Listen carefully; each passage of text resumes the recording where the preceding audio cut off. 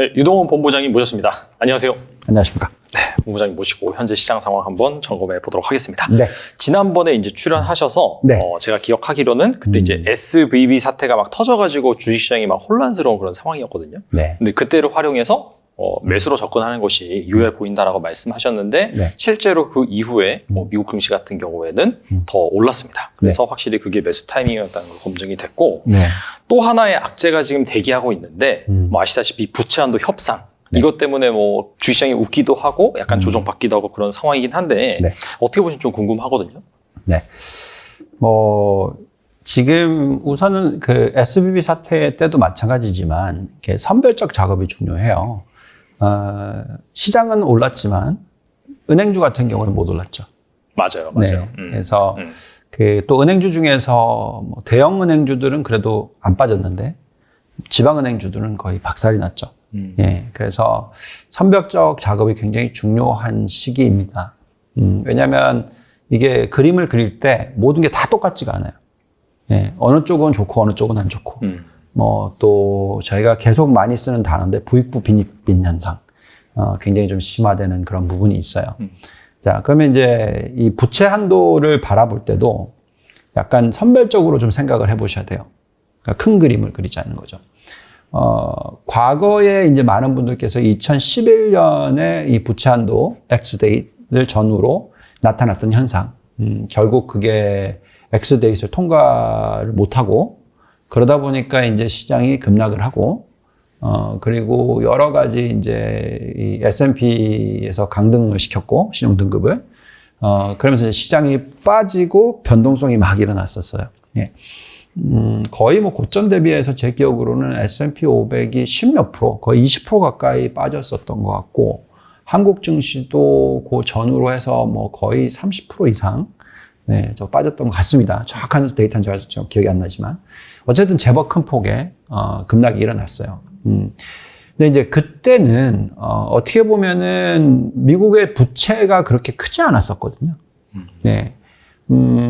GDP 규모로 계산했었을 때 뭐 당연히 100%가 전혀 안 되는 수준이었고 얼마든지 그 금리도 그때 뭐 지금하고 비교해 봤었을 때 뭐 그렇게 높은 것도 아니었고 그래서 뭐 비슷한 수준에서 조금 더 낮은 수준이었고 감당 가능한 수준이었단 말이죠.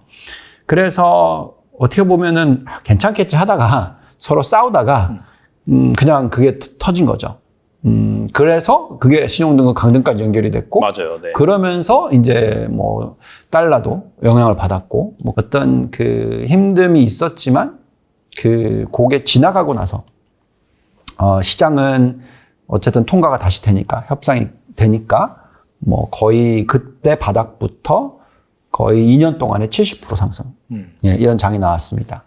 자, 근데 그때는 다시 말씀을 드리지만 미국이 중국이랑 싸울 때가 아니잖아요. 그렇죠. 네, 그죠? 그리고 미국의 부채 비율은 그때 제 기억으로는 GDP 대비해서 뭐 80% 아마 이게 정부 부채 비율이 제 기억으로는 그 정도였던 것 같은데 뭐 확인할 필요는 있습니다만 어쨌든 100%가 안 됐어요. 무조건. 왜냐하면 코로나19 터지기 전까지만 하더라도 숫자가 100% 훨씬 미치였으니까. 근데 이제 지금 상황은 미국의 부채 비율이 전 세계에서 2등이란 말이에요. 네, 일본이 뭐 200 몇십 프로고 예, 미국이 129% 뭐 이렇단 말입니다. 이거는 정말 높은 숫자죠. 예. 그래서 만약에 이게 협상 타결이 안 된다. 그리고 지금 중국이랑 계속 싸우고 있는데 그리고 성장 산업과 앞으로 어떤 패권에 있어서 굉장히 중요한 산업들에 있어서 계속해서 지금 싸우고 있는데 자기네들이 정해놓은 적이 하나 있잖아요, 지금. 그렇죠. 그래서 지금 그리고 그러니까 어떤 경쟁력이라는 게 옛날에는 중국이 아주 작았고 컸기 때문에 별로 신경 안 썼는데 지금은 GDP 규모로 봤었을 때 미국이 25%고 얘네들은 20%란 말이죠. 굉장히 사이즈가 많이 커졌단 말이죠. 그리고 경쟁력이 많이 올라와 있는 상황이잖아요. 근데 중국의 정부 부채 비율은 뭐 지방 부채까지 다 더한다 하더라도 100%가 안 돼요. 미국은 지금 130%란 말이죠. 네. 그러니까 좀 또 위안화가 자꾸 그 기축통화로서의 역할을 하려는 막 노력을 하고 있잖아요.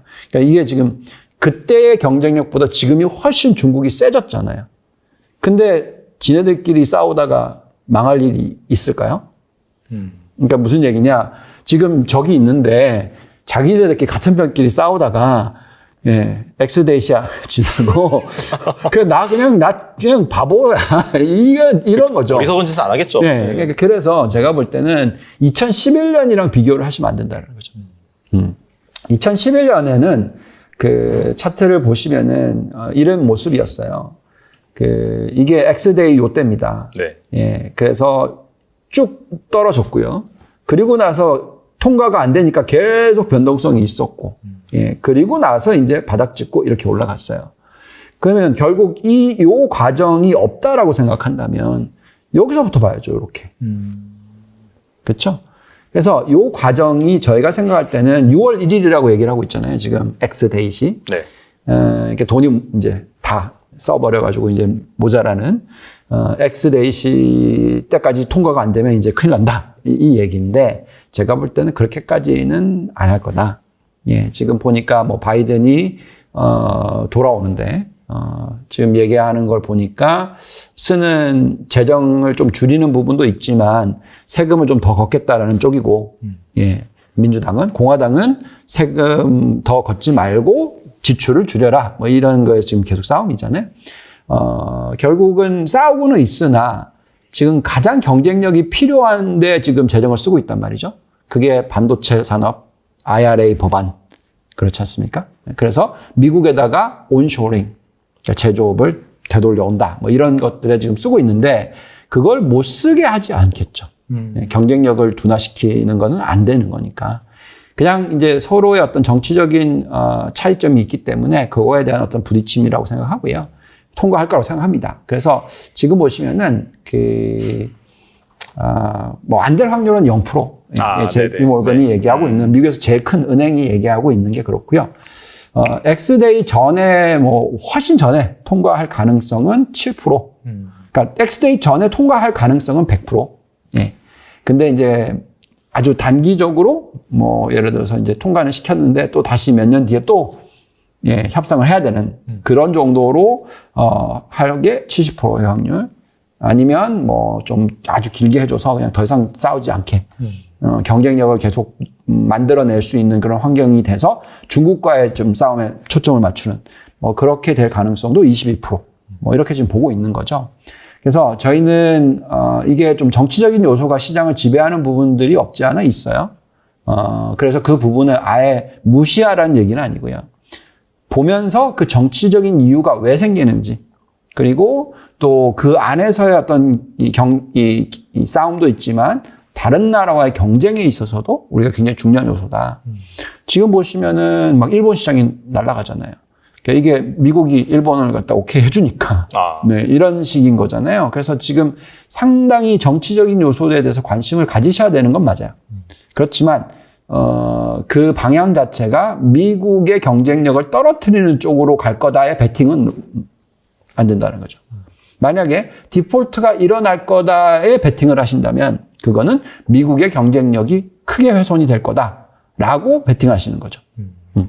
그래서 저희는 그건 좀 잘못됐다고 생각하고요. 그래서 지금 현재 시점에서 이미 S&P 500의 선물 매도 포지션이 요 빨간 선 보시면 여기거든요. 네. 이게 2011년입니다. 네. 가장 그 X데이 지나면서 이제 터졌었을 때.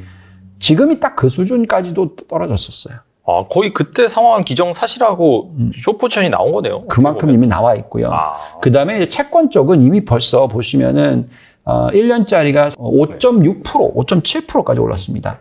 그러니까 이미 벌써 금리가 5.0에서 5.25인데 그것보다 훨씬 더 올려놨잖아요. 그만큼 지금 채권 쪽이 오히려 안 좋았고요. 예. 그때는 과거에는 오히려 반대로 이때 터졌었을 때 주식시장 망가지고 채권 시장 좋고 금 상승하고 변동성 심하고 이런 패턴이었거든요. 그 엑스데이스 전후로.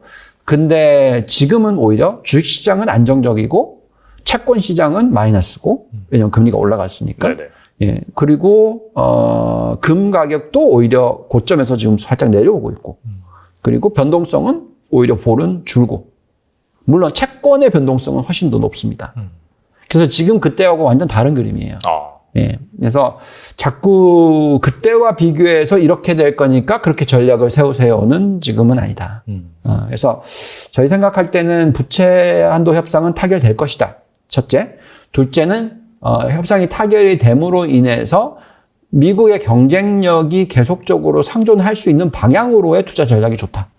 네. 그래서 그렇다면 제가 볼 때는 지금은 어떤 좋은 투자 기회를 살려보는 게 좋겠다. 미국이 경쟁력을 가지고 있는 산업들이 어떤 것이냐에 초점을 맞추는 게 맞다라고 말씀을 드립니다. 알겠습니다.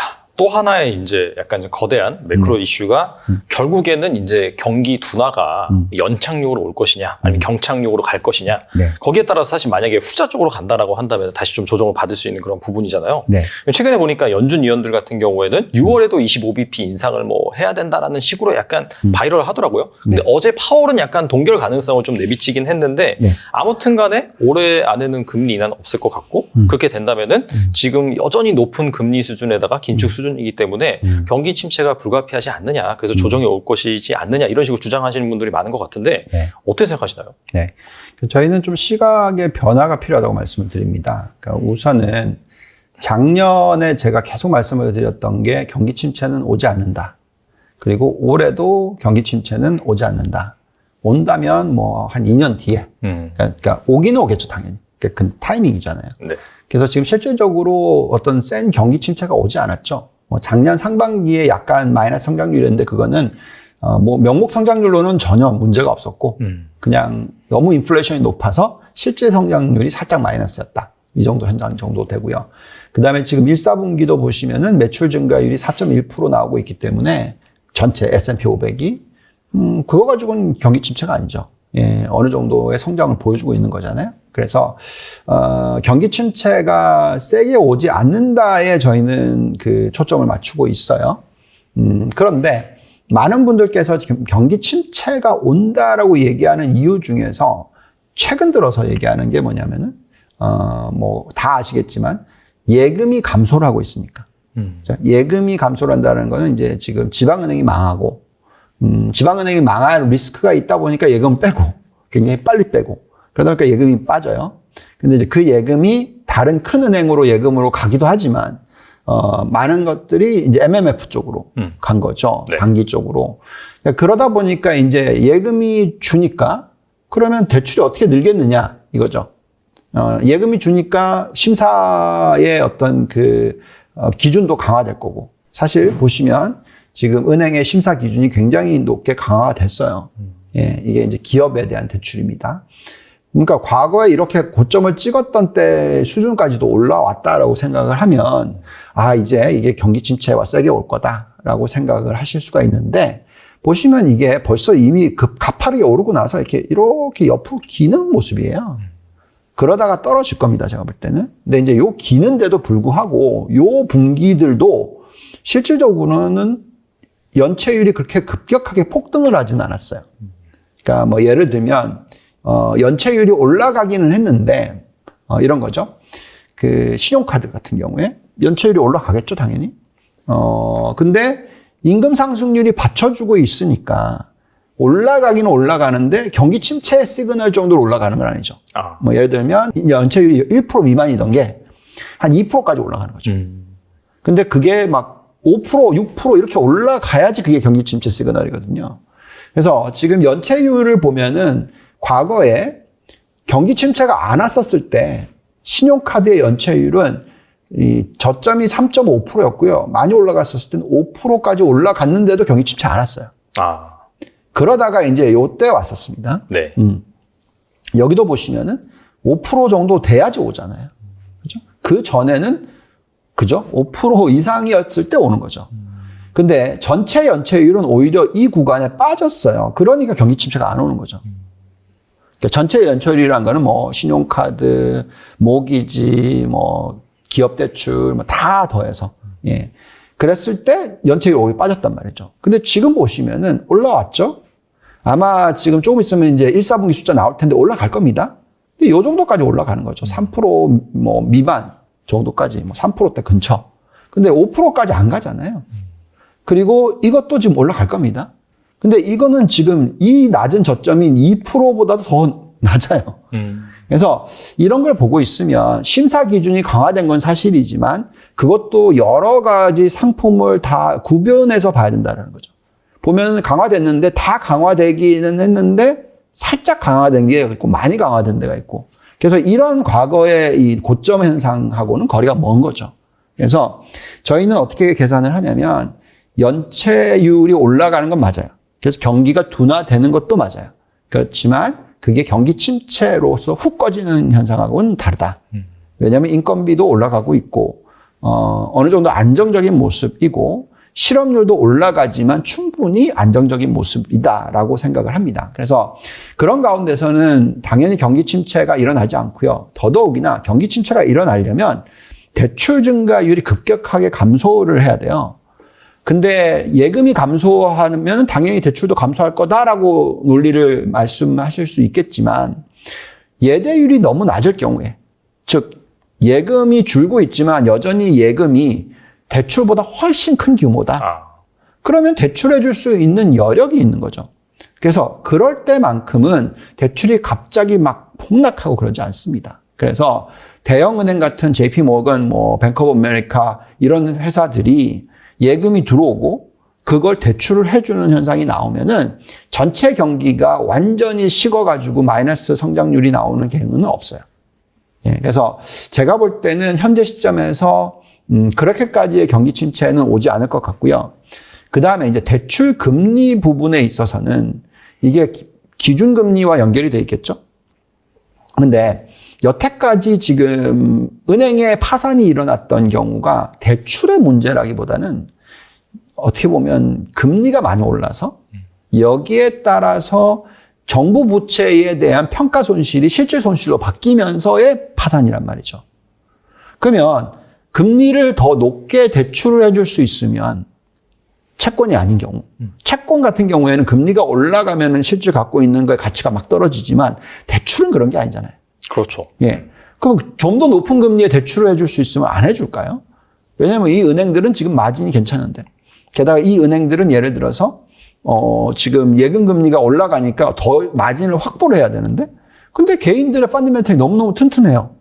그럼 당연히 플러스 알파를 해서 대출을 해주겠죠. 대출을 해준다라는 거죠. 근데 대출 금리가 높아져서 그걸 감당할 수 있는 개인들이냐 아니냐는 다른 문제고. 그래서 그게 감당 못하는 개인들이 늘어나서 경기 침체로 간다. 그건 맞죠. 근데 그건 시간이 걸린다는 거죠. 지금 현재 금리가 5%까지 올렸는데 여기에 연체율이 안 올라가는 건 뭐냐면 그만큼 감당 가능하다라는 거고. 근데 이제 이따가 너무 많이 늘면 그게 이제 경기 침체로 가는 거죠. 그래서 지금 당장은 경기 침체가 아닐 것 같고 또 여기서 인플레이션이 너무너무 높아서 미 연준이 계속 금리를 올릴 경우에는 어떻게 보면 대출이 늘어나는 것도 빨리 사라질 수도 있죠. 왜냐하면 가계의 펀더멘털이 빨리 망가질 거니까. 근데 그게 아니라 지금 딱 금리 5에서 5.25%에서 감당 가능한 금리라고 저희는 생각하고요. 여기서 더 이상 안 올리고 안 떨어뜨리고 그냥 놔둘 경우에 오히려 경기 침체가 안 일어나는 그런 환경이 나올 수가 있다는 거죠. 아까 말씀드렸던 1995년도와 비교를 자꾸 하라고 말씀을 드린 이유가 뭐냐면 94년부터 95년도까지 금리가 3%이던 거를 6%까지 올렸어요. 많이 올렸네요. 6%입니다. 우리는 지금 5.25죠. 그러니까 그것보다 더 높았어요. 이제 그러고 나서 이 6%에서 4% 사이를 왔다 갔다 해요. 방향성이 뚜렷한 게 아니라 거기서 약간 좀 올렸다가 내렸다가 올렸다가 하면서 그러다가 이제 그 IMF가 아시아 지역에서 터지니까 그걸 한번 훅 떨어뜨렸어요. 그랬는데도 괜찮은 거야. 너무 그러니까 막 인플레이션이 치고 올라가니까 또 다시 올렸어요. 그래서 6% 이상까지 올리는 거죠. 이때 터졌습니다. 그러니까 제가 볼 때는 지금 금리가 5%에서 5.25%에서 아마 지금 10년 국채 금리가 얘기해 주는 거는 3.5%까지가 바닥으로 잡고 5.25에서 3.5 사이에서 왔다 갔다 할 거다. 그게 오랜 기간 이어지는데 그 기간 동안에 경기 침체가 안 오면 시장은 상승한다, 이 구간에. 그렇기 때문에 저희가 생각할 때는 경기 침체가 오는 거 맞습니다. 그거에 대한 두려움이 있어야 되죠. 근데 그 시기, 그리고 또 그 강도를 봤었을 때는 시장을 폭락시킬 요소가 아니다.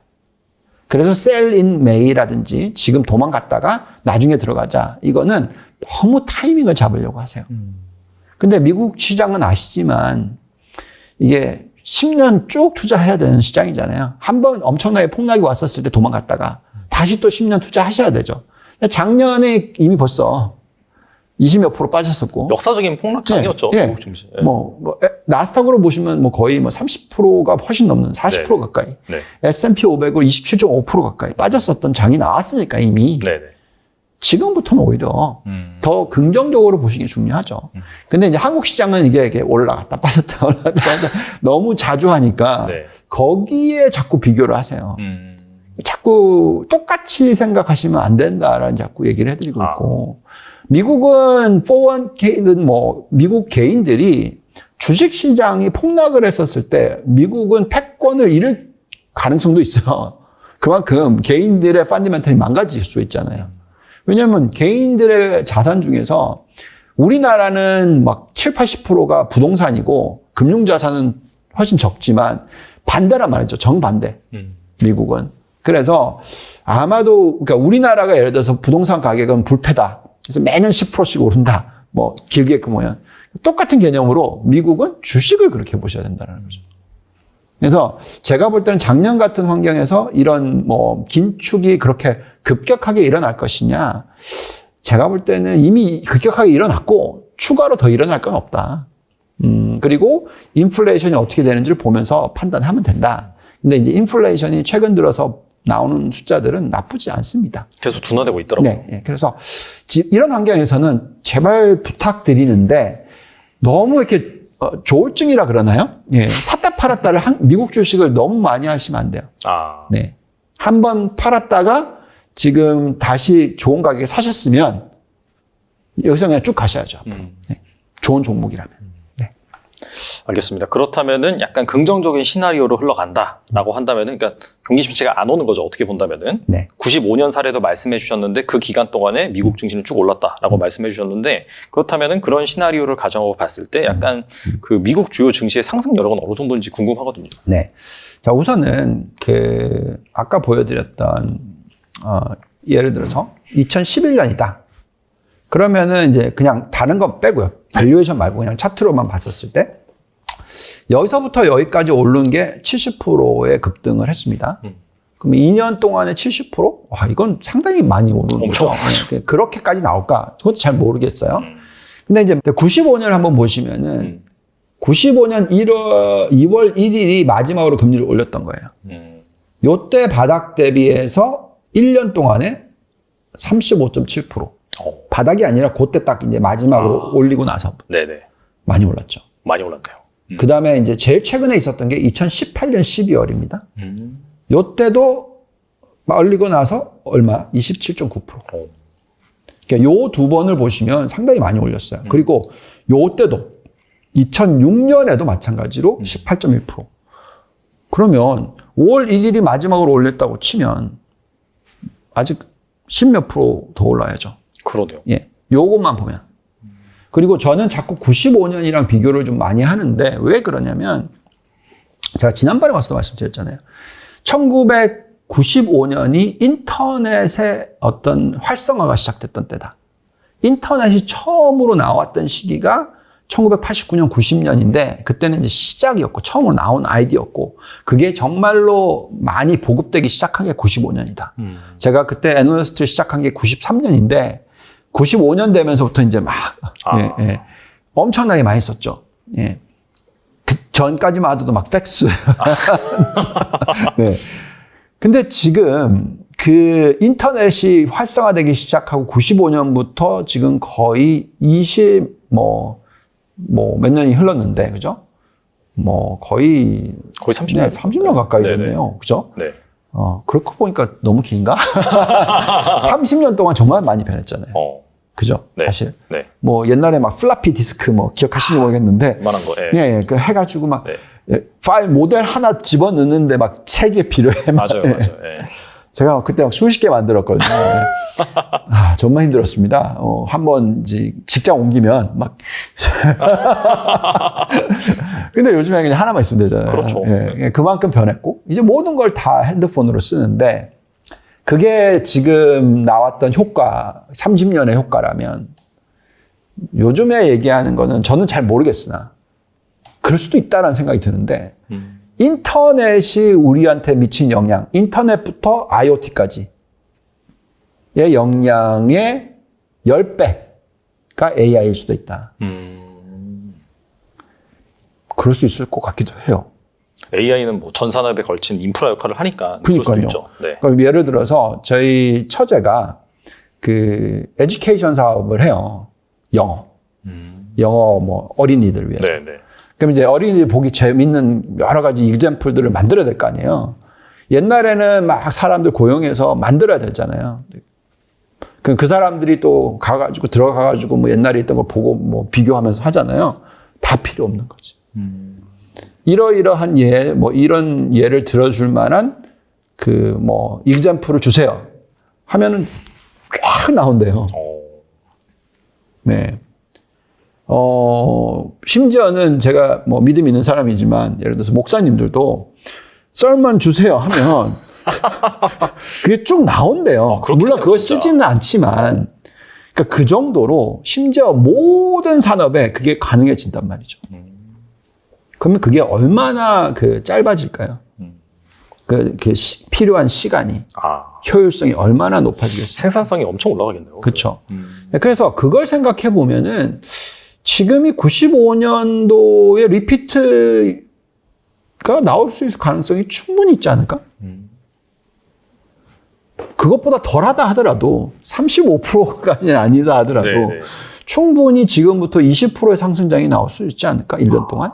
네. 그렇게 보는 거고요. 그렇게 보면서 펀더멘털적으로 상승 여력을 저희가 계산을 해봤더니 이렇게 나오더라고요. 나스닥과 나스닥 100. 그러니까 가장 상승 여력이 높은 겁니다. 이거는 지금 연말까지의 상승 여력을 계산한 건데 나스닥이 13,700 그리고 나스닥 100이 15,500. 그러니까 지금 지수 대비해서 10% 이상, 그러니까 한 자릿수 정도 상승 여력은 더 나오고요. 그 다음에 이제 그걸 플러스 또 내년 말까지로 계산을 하면 우리가 예상하고 있는 30% 이상의 상승 여력이 나오는 거예요. 네. 그래서 물론 S&P는 요것보다 한 절반으로 떨어집니다. 그래서 S&P 500은 내년 연말까지로 계산했었을 때 20% 정도. 근데 나스닥을 내년 연말까지로 계산하면 30% 이상. 그게 1.5배 이상 정도가 나옵니다. 그래서 제가 볼 때는 미국 증시에 대한 상승 여력을 그 정도로 보시고 판단하는 게 좋겠고요. 근데 이제 이런 얘기들은 하세요. 근데 내년도가 짝수해잖아요.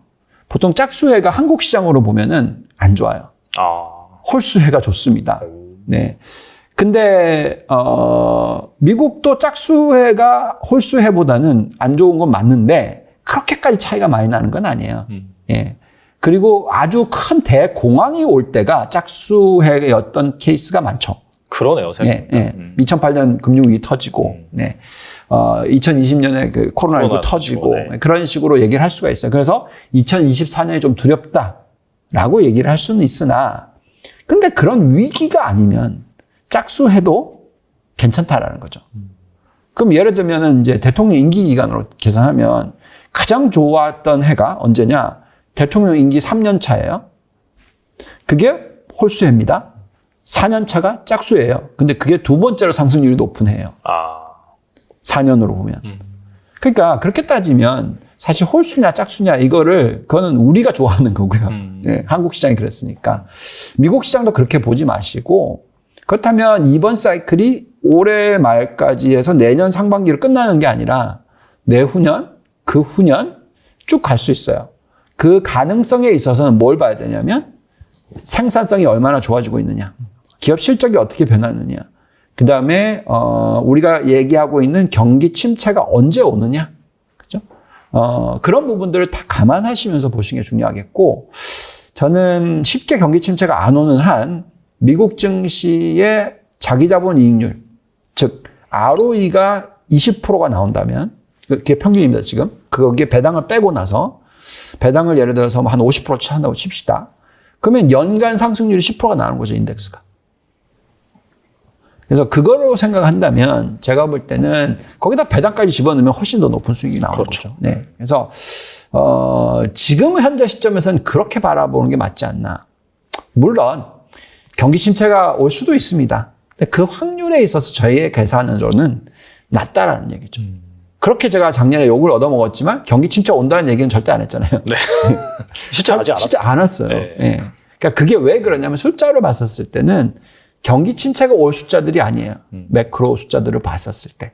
뭐 아까 말씀드린 예대율도 그렇고, 뭐 연체율도 그렇고, 그다음에 개인들의 펀드멘털도 그렇고, 뭐 부동산 가격의 DTI를 계산해도 그렇고, 뭐 가계 부채 비율을 봐도 그렇고, 정부 부채 비율과 정부 부채 비율을 보면 좀 걱정스럽지만 기업 부채 비율을 봐도 그렇고, 그래서 여러 가지 부분을 놓고 봤었을 때 저는 너무 빠르게 경기 침체가 올 거다라고 생각하시면서 투자 전략을 세우지는 우리나라는 모르겠으나 미국은 그렇게 하지 마시라고 말씀을 드리고 있습니다. 이제 약간 좀 개별 섹터 관점에서 좀 여쭤볼 텐데 네. 2주 전에 한국 지주사에 대한 평가가 너무 박하다라고 말씀하시면서 네. 에코프로가 이제 과도한 지주사 할인율을 해소시킬 수 있는 좋은 사례다 이렇게 이제 말씀하신 걸로 알아요. 네. 그래서 약간 지주사에 대한 견해가 어떠신지 궁금하거든요. 네, 이 부분에 있어서는 참 예민한 거죠. 네. 예민합니다. 네. 왜냐면 지금 최근에 SG 사태가 터졌잖아요. 근데 그 SG 사태의 대표적인 종목들이 다 종목들이 지주사나 그 우리가 흔히 얘기하는 적정 가치 대비해서 굉장히 저평가되어 있는 가치주들, 그렇죠. 막 자산주들이 예, 많죠. 자산주들 가지고 했어요. 근데 이제 여기에 이제 그 뒤에 이제 배경으로 따지자면 뭐 이런 겁니다. 우리나라는 미국은 예를 들어서 기업에다 뭐 어떤 상속세로 계산하면 그 상속세를 제가 알고 있기로는 12 밀리언, 그러니까 우리나라 돈으로 한 150억까지는 세금을 안 내요. 상속세를. 네네. 근데 이제 그거 이상부터는 이제 굉장히 세게 되죠. 근데 우리나라는 정말 낮아요. 그렇다 보니까 뭐 중소기업이든 작은 기업들도 그러니까 이렇게 지분을 자식한테 승계를 하고 싶은데, 증여를 하고 싶은데, 세금 50% 내면은 지분율이 절반으로 떨어질 거 아니에요. 그럼 그 회사의 오너십을 잃을 수가 있는 거죠. 그렇게 얘기를 하는 거죠. 그러면서 이제 주가를 낮추는 그런 현상들이 좀 많았죠. 그러다 보니까 이제 그게 이제 아까 얘기했던 그런 연결이 되면서 이걸 주가를 띄우겠다라는 그런 세력이 만들어졌고, 그거에 이제 불법적인 요소들이 너무 많았기 때문에 이건 전 뭐 짜증이 나지만 그런 얘기. 왜냐하면 저평가되어 있는 기업이 적절한 가치를 받게 되는 거는 당연한 거거든요. 근데 이제 그거의 방법에 있어서 지금 여러 가지가 지금 다 잘못되어 있잖아요. 세금 덜 내려고 가격 낮추고, 그 다음에 뭐 레버리지를 써서 이상하게 투자하고, 뭐 이건 그냥 제가 볼 때는 한국 증시에 대한 투자에 있어서 지주사에 있어서의 투자가 상당히 어렵게 하는 요소인 거는 맞아요. 그렇지만 언젠가는 상속이 되겠죠. 그리고 결론적으로는 주가에 대해서 더 이상은 누를 수 있는 게 한계가 생길 수가 있잖아요. 예, 그래서 저희가 뭐 가장 요즘 여태까지 그 지배구조 문제로서 얘기가 많이 나왔던 그룹이 그러니까 지금 작은 저희는 기업들은 잘 안 들여다보니까 큰 걸로 따지자면 네. 기억하시는지 모르겠습니다만 현대차 그룹이었잖아요. 그때 뭐 한전부지 사고 건설사 뭐 하면서 도대체 왜 돈을 저렇게 쓰냐 수소차 얘기 계속하면서 주가가 계속 밀렸었어요. 그리고 이 삼각구도 그죠? 현대차, 기아차, 현대모비스 네. 뭐 이러면서 이제 지배구조 얘기하면서 근데 그게 지금 주가가 가장 제가 좋게 보고 있는 기아차가 6만 원이 깨졌다가 지금 9만 원까지 올라왔잖아요. 50% 상승을 합니다. 왜? 경쟁력이 있으니까. 그러면서 물론 아직까지도 사람들이 좀 지배구조에 대하면 힘들어요. 우리나라에 지금 여기 한번 올려주시면 네. 이게 지금 이 우리나라 배당 성향이 네. 이거는 주가를 떨어뜨리려고 하는 거일 수밖에 없어요. 그렇잖아요. 17%만 배당한다? 이건 지금 전 세계에 가장 낮은 거예요. 그렇잖아요. 미국은 100%인데. 네. 심지어 문제 있는 중국도 32%인데 우리는 그거의 절반입니다. 네, 이게 안타깝죠. 네, 그래서 이게 이제 지배구조의 문제이기 때문에 지주사나 모든 이 관련된 지배구조 관련된 부분에 있어서 디스카운트, 할인율을 만듭니다. 근데 이제 이번에 이런 사태가 터지고 뭐가 문제인지 막 이제 표면 위로 올라와 버렸잖아요. 네. 그럼 쉽게 주가를 누르는 작업은 못 하죠. 아, 그렇겠네요, 진짜. 그죠? 그거 네. 증권사가 있잖아요. 네네네. 예, 그 관련돼서 얘기 나오면서. 네네. 그래서 이제 뭐 사과를 하시고 뭐 그다음에 사회 환원하고 뭐 이런 얘기 나오잖아요. 그러니까 결국은 뭔가 우리가 지금 보고 있는 모든 부분에 있어서 적절한 법대로 적절하게 주가를 움직이고 아니면 주가와의 어떤 연관성이 있고 또 배당을 하고 이게 왜냐면 소액주주와 대주주가 똑같아야죠. 주주란. 그죠? 인트레스트가. 예. 그래서 우리가 볼 때는 그런 종목이 정말로 할인율이 세다. 그러면 이거는 좋은 방향으로 갈 거다. 더 이상 그렇게 막 누를 수 있는 환경이 아니다라는 거죠.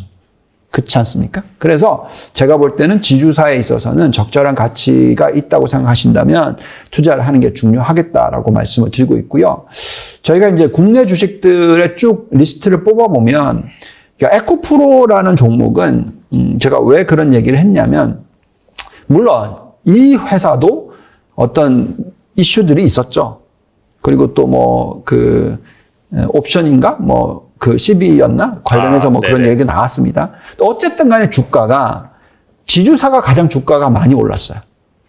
그리고 앞으로도 이 지주사의 어떤 영향력이 굉장히 크잖아요.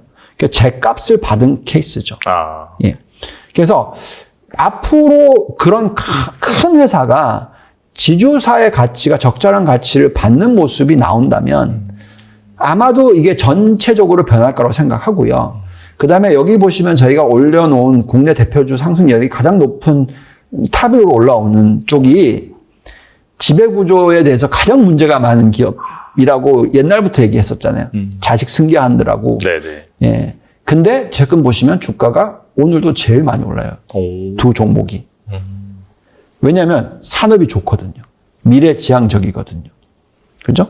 그래서 어쨌든 간에 제가 말씀드리는 거는 이제부터는 좀 우리나라의 자본시장도 변할 거라고 생각하자.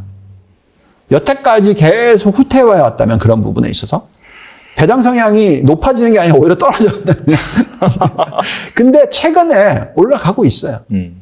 그리고 이제 세대 교체도 제법 많이 진전이 되고 있고 그리고 세대 교체하기 힘든 기업들은 다 이제 프라이빗 에퀴티가 사서 그 다음에 우리가 흔히 얘기하는 전문 경영인을 안 치는 현상도 일어나기 시작했고.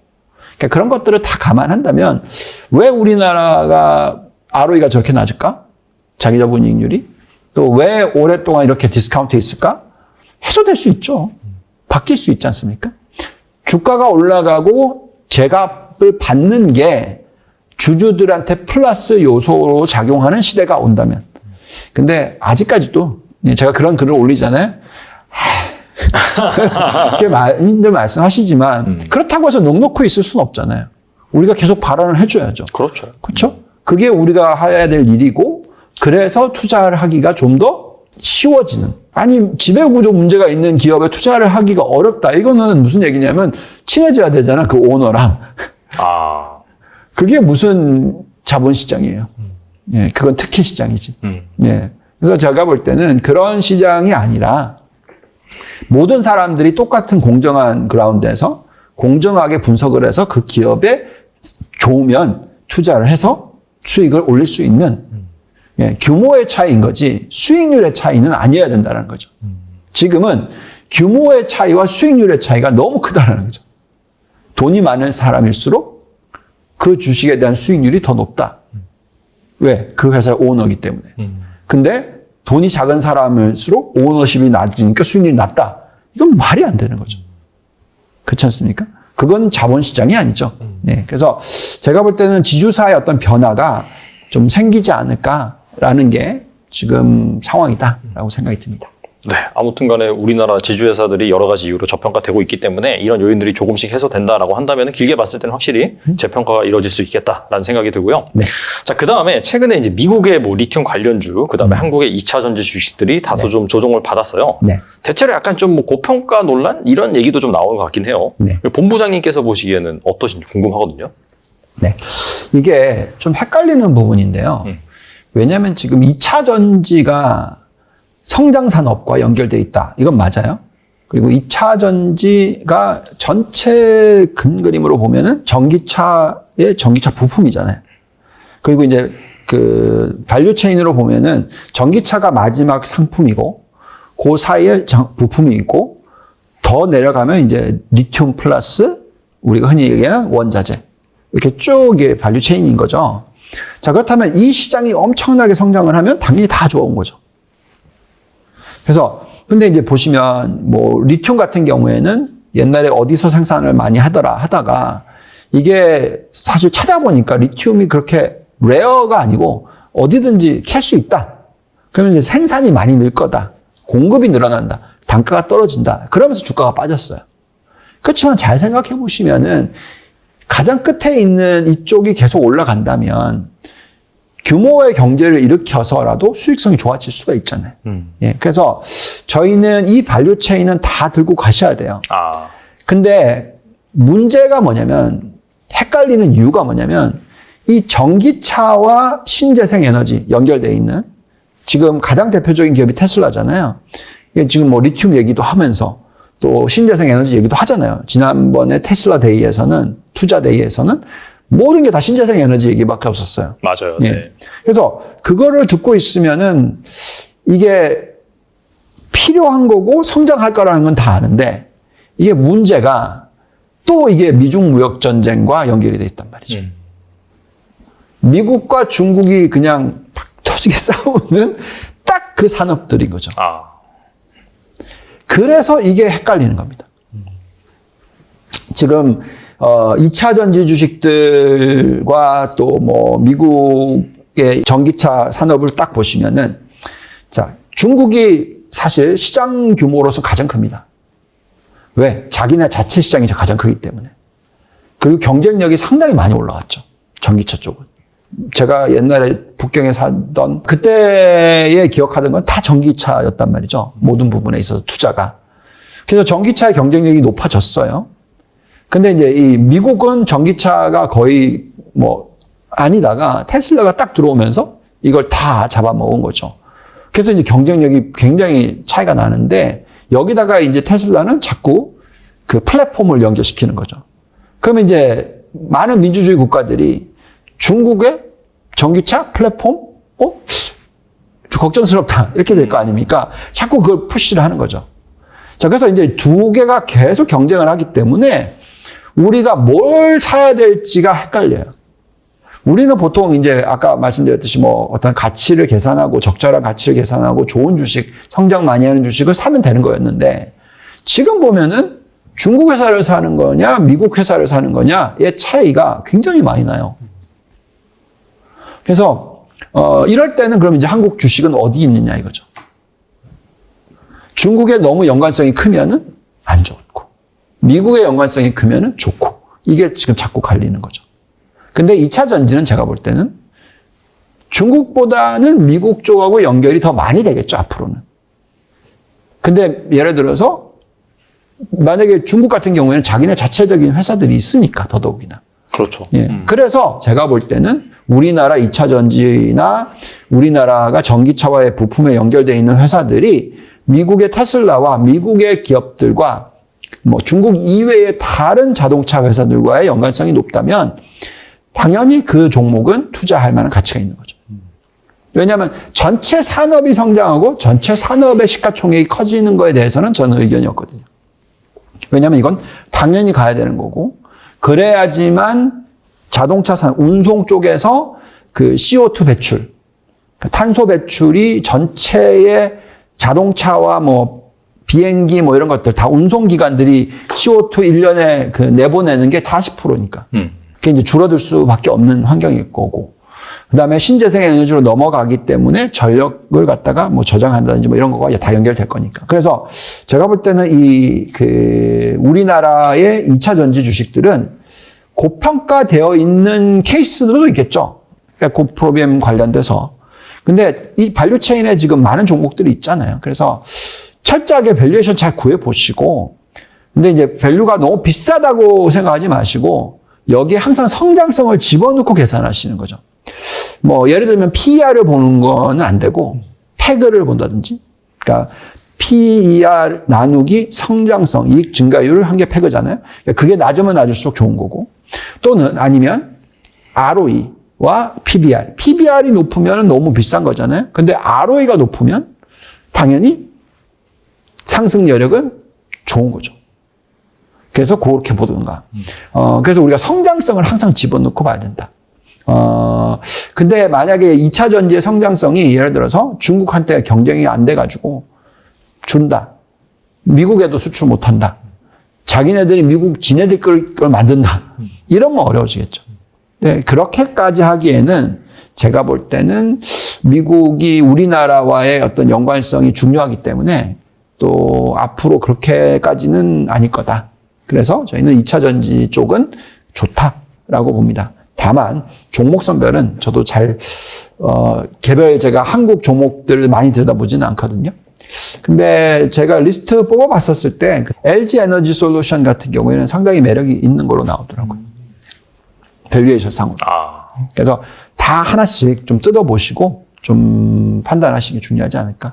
뭐 삼성 SDI도 나쁘지 않았던 것 같고요. 근데 이제 에코프로비엠은 좀 고평가되어 있는 느낌이었습니다. 저희가 계산하기에는. 근데 그거는 이제 제가 한국 주식들을 갖다가 막 디테일하게 보는 게 아니라서 뭐라고 말씀을 드리기가 좀 어렵습니다. 확실히 그 PEG, PEG라고도 하죠. 네. 그런 관점에서 성장률 관점에서 잘 판단해 보셔야 된다. 네. PEG만 보는 게 아니고요. 또 아까도 말씀드렸지만 PBR 나누기 ROE. 예, 우리가 흔히 또 상승 여력을 구할 때 그걸 많이 쓰죠. 디스카운트 캐시플로든 잔존가치 모델이든. 네. 그래서 항상 PEG와 그 비율을 보시는 게 좋겠습니다. 네. 네.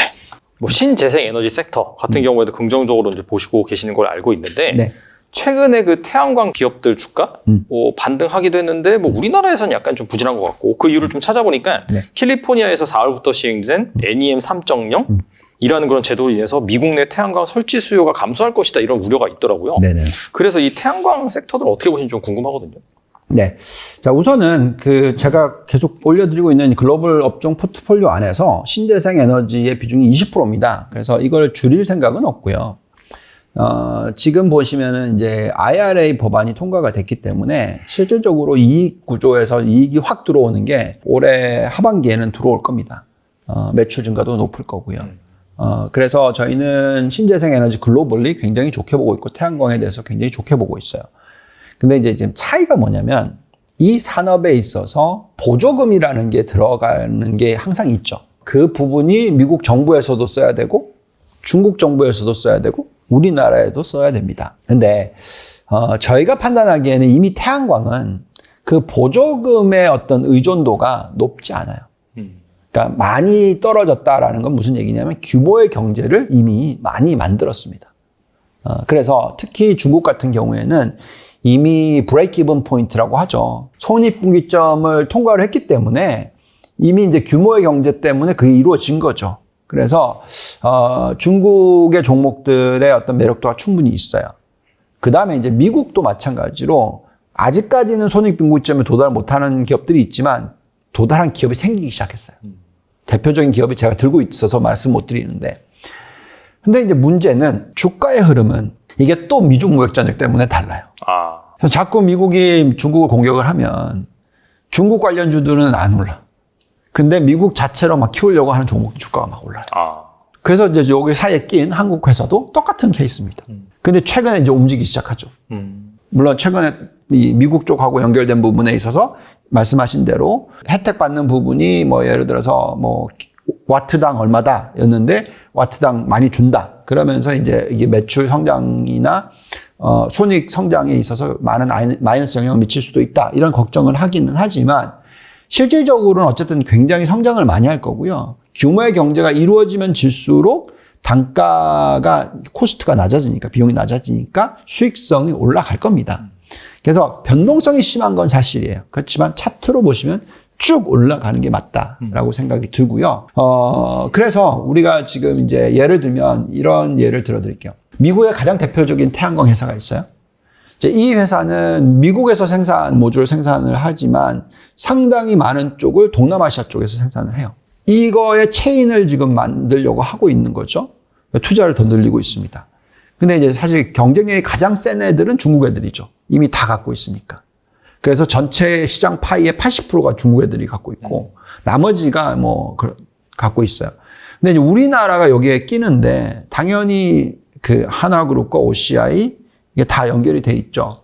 잘 생각해 보시면은, 그 미국은 돈을 써서 키우려고 하겠죠. 왜냐면 여기 경쟁력이 있어야 되니까. 그리고 테슬라도 돈을 쓰겠죠. 이런 쪽에다가. 그러면은, 미국 회사 중에서 이 동남아시아의 플랜트를 가지고 있거나, 성장을 하거나, 아니면 우리나라 회사 중에서 폴리실리콘을 거기서 생산을 해서 거기다가 재료를 주는 이쪽은 좋겠죠. 왜냐하면 중국 애들은 지네들이 다 생산해서 지네들이 집어넣고 지네들이 모듈을 팔 거 아니겠습니까? 그럼 우리나라의 수혜는 상당히 적겠죠. 경쟁력이 높으니까 그쪽이. 그래서 우리는 그걸 보여야 되죠. 그 밸류 체인을. 미국 회사와 거기에 연결돼 있어서 미국에서 그 태양광 관련된 전력을 생산하는 데 있어서의 플랜트를 막 만든다라든지 이거에 연결되어 있는 밸류 체인에서 우리가 시장 점유율이 얼마냐. 제가 볼 때 우리나라 회사들이 그 시장 점유율을 갖고 있어요. 예. 폴리실리콘 쪽에서 OCI, 그 다음에 전체 밸류 체인에서 대부분 다 가지고 있는 게 하나. 이렇게 되어 있는 것 같습니다. 그래서 저희는 그 전체 산업 자체에서 말씀드리면 20% 투자를 해야 되고 대신에 이 안에서 중국 걸 살래, 한국 걸 살래, 미국 걸 살래 할 때는 사실 잘 모르겠어요. 그래서 그냥 다 사요. 근데 여태까지는 어떻게 보면 중국을 팔고 한국과 미국을 사는, 특히 미국을 사고 이 전략이 잘 먹혔죠. 근데 그렇게 또 보기에는 너무 또 경쟁력이 중국이 좋아요. 그래서 헷갈립니다. 근데 어쨌든 저는 중국 회사를 공매도를 하고 그걸 가지고 미국 회사를 산다. 이 전략은 굉장히 너무 위험하다. 리스크하다. 그래서 그냥 다 세 개를 잘 분산해서 다 사놓으면 이쪽에 수익이 안 난다 하더라도 이쪽에서 수익 많이 내줄 거고 이쪽에 수익이 안 난다면 이쪽에서도 많이 내줄 거고 이런 식으로 왔다 갔다 할 거다. 그래서 저는 그냥 좀 분산 투자를 하시다라고 말씀을 드리고 있습니다. 네. 최근에 반도체 섹터가 강한 모습을 좀 보이고 있죠. 네. 반도체 업황 바닥 통과 기대감, 그다음에 AI 수요 견인 이런 이슈가 있는데 네. 앞으로도 약간 긍정적인 모습을 보여줄지 궁금하거든요. 가장 긍정적으로 보고 있습니다. 저는. 포트폴리오에 계속 올려드리고 있는데 이건 지금 연초부터 제가 계속 얘기하는 거잖아요. 제가 맞아요. 전에 왔었을 때도 보여드렸잖아요. 맞아요. 네. 보시면은 대형 기술주와 반도체 AI 두 개 더한 게 35%예요. 3분의 1 가장 큽니다. 비중이. 그러네요. 진짜. 요 두 개만큼은 저희가 가장 초점을 많이 맞추고 있습니다. 지금 올해 보시면은 연초 대비해서 가장 상승률이 높은 쪽이 대형 기술주들이에요. 그러니까 마가라고 얘기하는 대표 13개 기업들 저희가 들고 있는데, 네, 이렇게 보면 AMD, 퀄컴, 테슬라, 인텔, 구글, 엔비디아, 줌, 애플, 넷플릭스, 셀즈포스, 마이크로소프트, 아마존, 페이스북은 메타 플랫폼. 예. 네. 이렇게 지금 종목 13개를 저희는 보거든요. 근데 지금 보시면은, 나스닥이 연초 대비해서 지금까지, 한 21% 정도 상승을 했거든요. 근데 이 대형 기술주들은 그거에 한 1.5배 정도 더 상승을 했어요. 평균적으로. 그러니까 그만큼 나스닥 100은 더 상승을 많이 했습니다. 그래서 이 대형 기술주만큼은 중요한데, 그럼 왜 중요하냐? 이게 전부 다 AI와 연결돼 있어요. 거의 대부분이. 그래서 이 AI, 아까도 말씀을 드렸습니다만, 인터넷이 가지고 온 효과의 10배의 효과를 앞으로 20년 동안 갖고 온다고 생각한다면, 이건 투자를 안 할 수가 없죠. 그래서 저희는 비중을 계속 높게 가져가야 되고, 밸류에이션 상으로서 구해보더라도 상승 여력이 지금 아까 보여드렸던 나스닥의 상승 여력 또는 나스닥 100의 상승 여력보다도 더 높다. 네. 그래서 대형 기술주 위주의 투자는 중요하다. 근데 이제 중요한 거는 여기 보시면은 AMD와 퀄컴이 둘 다 계속 높게 올라와요. 테슬라와 인텔이 다 올라옵니다만 주가가 많이 움직인 거는 AMD와 테슬라지 퀄컴과 인텔은 별로 못 올랐어요. 네. 이게 왜 그러냐면 성장성과 연결이 돼 있어서 그렇습니다. 성장성이 낮으면 낮을수록 또 연결이 돼서 있고요. 또 뭐가 있냐면 중국과 연결이 많이 돼 있으면 못 올라요. 또 예를 들어서 퀄컴은 매출의 60% 이상이 중국에서 나와요. 그래서 밸류에이션을 구해보면 상승률이 굉장히 높은데 워낙 저평가되어 있는 것 같이 보이지만 중국과 연결이 많이 돼 있으면 돼 있을수록 디스카운트가 들어가는 거예요. 그래서 우리가 보통 큰 대형 기술주를 볼 때도 저희는 항상 그걸 뜯어봐요.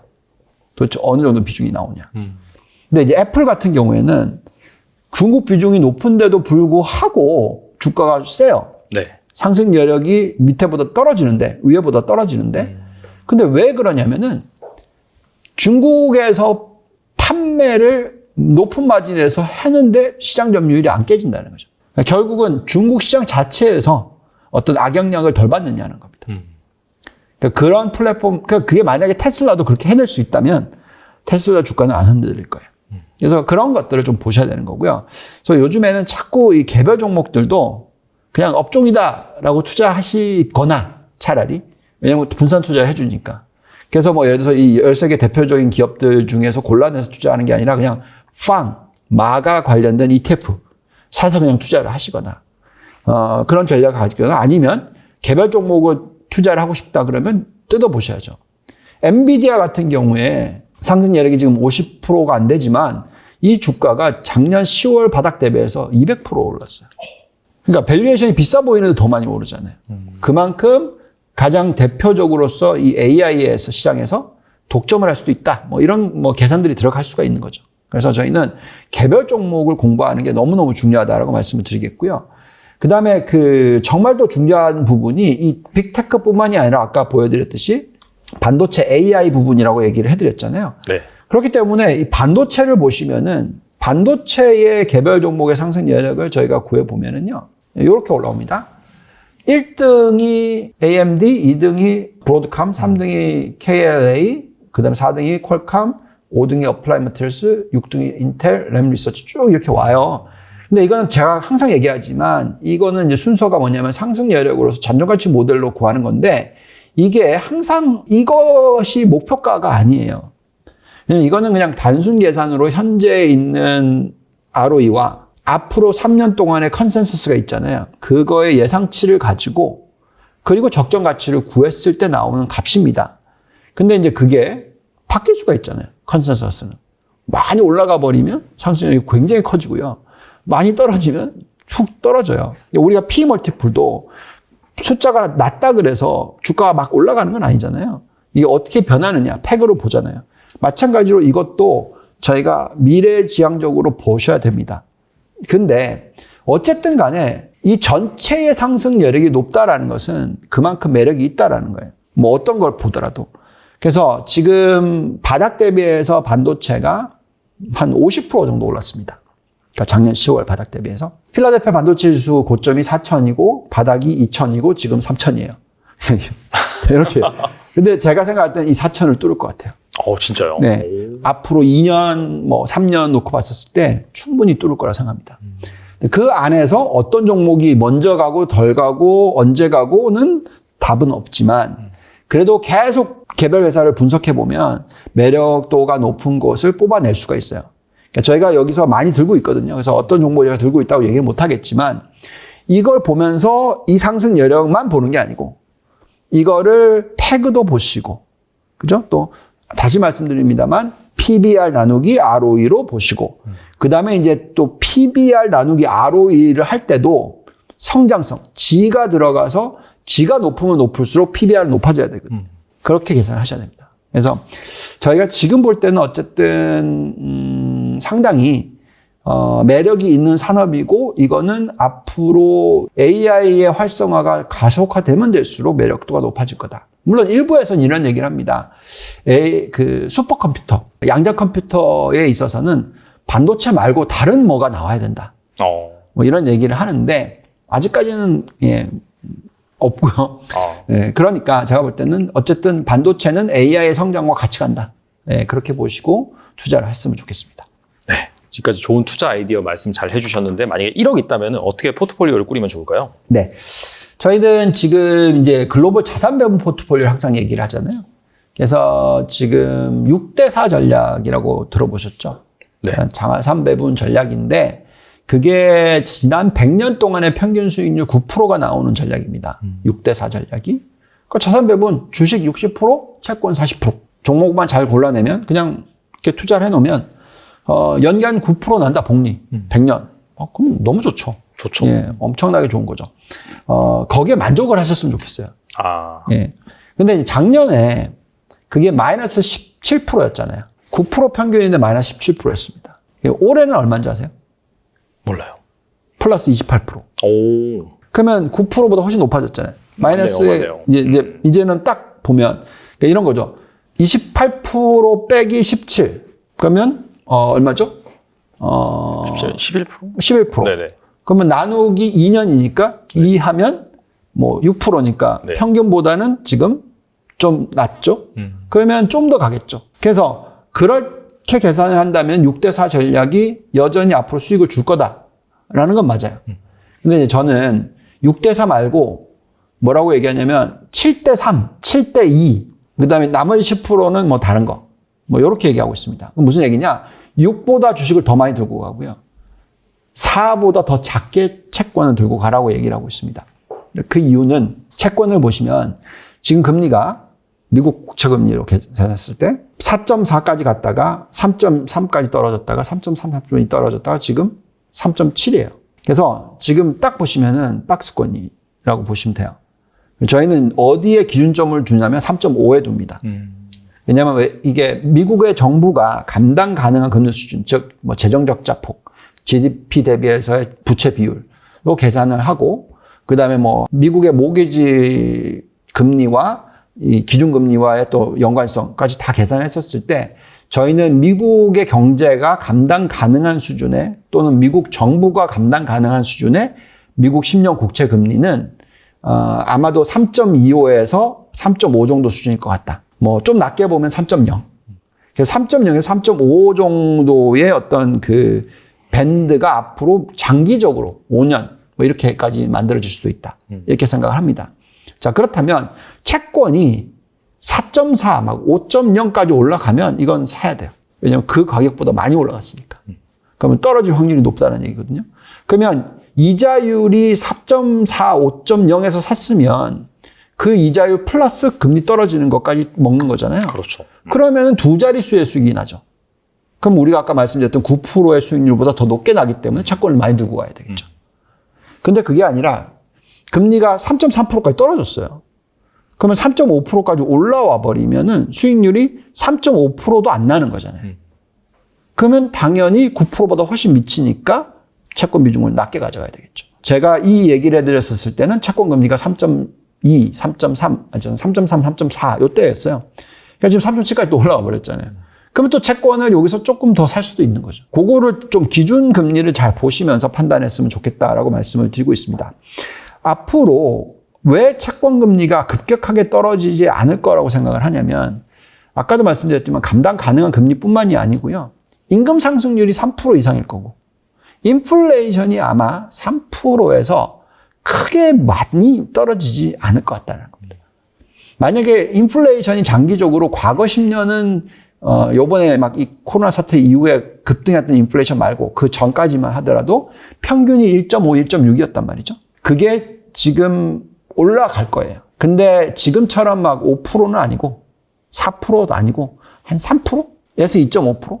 그러니까 1.5%이던 게 2.5에서 3%로 올라갈 거라고 생각합니다.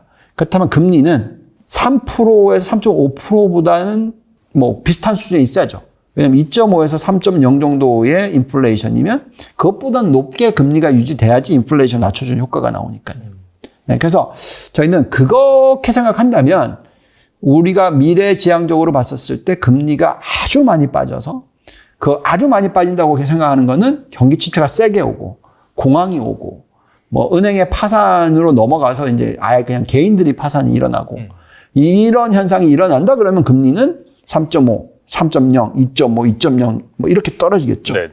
근데 그게 아니라고 생각하시면서 앞으로 2, 3년 길게는 5년 정도를 포트폴리오를 구성하시고 투자하는 게 중요할 것 같습니다. 알겠습니다. 나오셔서 정말 좋은 말씀 많이 해주셨는데 끝으로 투자자분들 위해서 한 말씀만 부탁드립니다. 네. 자, 꼭 얘기해드리고 싶은 건데요. 오늘도 안 그래도 고객 한 분을 만났어요. 막 유튜브를 많이 보시는 분이시기 때문에 그렇겠지만 5월 달에 투자를 갖다가 줄이시는, 팔고 싶으신 그런 분들이 있어요. 왜 그런 현상이 나오냐면 에코프로파일 샀었으면 그러니까 어떤 펀드나 어떤 장기적인 투자하는 거에 대해서 좀 꺼려 하시고 다른 사람이 얘기했던 거에 막 엄청나게 성공한 케이스만 듣고 거기에 대해서 자꾸 좀 쫓아가시려고 하는 성향이 있어요. 왜냐하면 그게 일확천금을 노리기 때문이다. 또는 10배거를 노리기 때문이다. 10배짜리 이런 식의 어떤 사실 그게 우리 알잖아요. 그게 무슨 어렵죠. 네, 그거는 쉬운 게 아니라 거의 불가능합니다. 제가 볼 때는 그 모든 사람들이 그렇게 해내기는. 그래서 저는 제가 이 일을 정말 열정적으로 하는 이유는 뭐냐면 평균의 대한민국 국민들이 평균의 수익률을 끌어올리기를 바라요. 평균의 국민들이 평균의 수익률을 10배로 잡으시면 필패. 평균은 마이너스가 될 겁니다. 너무 높게 잡기 때문에. 근데 평균의 국민들이 수익률을 10%만 잡으시면 연간 수익률을 제가 볼 때는 거의 8, 90%가 해낼 수 있어요. 그러니까 너무 확률적으로 불가능한 거를 노리기 때문에 다 안 좋아지는 거죠. 그래서 제가 정말 드리고 싶은 얘기는 주식 투자는 아트도 아니고요. 많은 분들이 아트다 이렇게 얘기하시는데 그게 아니라 꾸준한 올바른 투자입니다. 글로벌 투자랑 글로벌 자산 배분을 하는 이유는 그거를 좀 더 편안하게 하시기 위해서 하는 겁니다. 그래서 정말 말씀드리는 얘기는 제발 수익률에 대한 기대치를 좀 낮추시고요. 샀다 팔았다 좀 덜 하시고요. 정말 좋은 종목이 있다고 생각하신다면 그 종목은 그냥 꾸준히 적립식으로 투자를 하시고요. 물론 그게 한국 주식이 그게 가능할지는 잘 모르겠으나 글로벌 투자만큼은 그렇게 좀 시각을 길게 보시고 왜 워런 버핏이 저렇게 존경을 받겠습니까? 그러니까 그런 식으로 좀 투자를 하시기를 진심으로 바랍니다. 네, 사실 목표 설정이 중요하긴 한데 대부분의 그런 특히나 우리나라 투자자들이 목표가 상당히 높은 것 같아요. 그래서 약간 좀 현실적으로 눈높이를 조정하시고 사실 엄청나게 높은 수익률보다는 리스크 관리를 잘 하시다 보면은 분명히 여러분들이 장기적으로 봤을 때 만족할 만한 수익률을 얻을 수 있고 그런 관점에서 꾸준히 올바른 투자 방법으로 장기 투자를 하시는 또 우리 유동원 본부장님 또 채널도 많이 애용해 주시면 분명히 도움이 될 거라고 생각이 됩니다. 네, 지금까지 본부장님 나오셔서 감사합니다. 감사합니다.